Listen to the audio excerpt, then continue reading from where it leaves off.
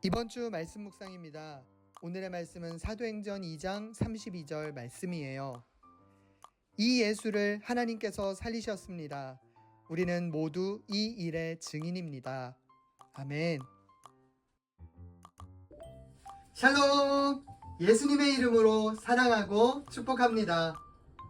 어제 우리가 부활절 감사 예배를 드리면서 예수님의 제자들이 했던 용기 있는 믿음의 고백을 함께 배웠어요. 특히 예수님이 십자가에 달려 죽으셨다가 다시 살아나신 그 부활의 능력을 보고서 베드로가 얼마나 놀랍게 변했는지 나눴지요. 베드로는 예수님의 복음을 전하지 못하게 하려는 무서운 사람들 앞에서도 이렇게 외쳤어요. 이 예수를 하나님께서 살리셨습니다. 우리는 모두 이 일의 증인입니다. 그럼 여기서 베드로와 제자들은 예수님의 어떤 모습을 증언하면서 살았을까요? 우리 함께 말씀 속으로 들어가 보겠습니다. 첫 번째로 제자들은 예수님의 십자가 사랑을 전했어요. 예수님은 죄가 없으신 하나님의 아들이시죠. 그런데 왜 십자가에 달리셔야만 했을까요? 그 이유는 바로 우리를 너무너무 사랑하셨기 때문이에요. 예수님은 우리의 죄를 용서해 주시기 위해서 우리 대신에 고통을 당하셨고 아파하셨어요. 또 우리를 구원하시기 위해서 우리를 위해 십자가에 달려 죽으셨어요. 이렇게 예수님은 죽으셨지만 그 죽으심은 헛되지 않았고 오히려 지금 우리에게 하나님의 사랑을 더 깊이 깨닫게 해주시고 있어요. 두 번째로 제자들은 죽음을 이기시고 다시 살아나신 부활의 예수님을 전합니다. 예수님이 십자가에 달려 죽으신 후에 3일째 되던 날 예수님을 사랑했던 여제자들이 예수님의 무덤을 찾아갔어요.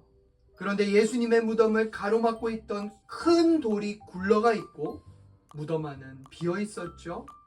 죽은 예수님이 계셔야 할 그 무덤이 왜 비어 있었나요? 그 이유는 예수님이 말씀하신 대로 다시 살아나셨기 때문이에요.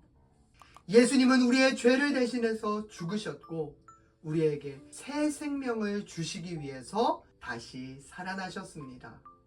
그리고 이 놀라운 부활을 먼저 경험한 제자들이 이제부터는 예수님의 말씀을 기억하고 생명이신 예수님을 담대하게 전하는 증인들이 되었습니다.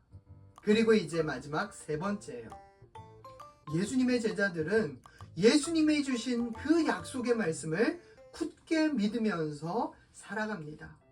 예수님이 부활하신 후에 하늘로 올라가시면서 제자들에게 보혜사 성령님을 보내주시겠다고 약속해 주셨어요. 그리고 제자들을 통해서 온 세상 땅끝까지 나아가서 예수님을 전하는 예수님의 증인이 될 거라는 믿음을 주셨어요.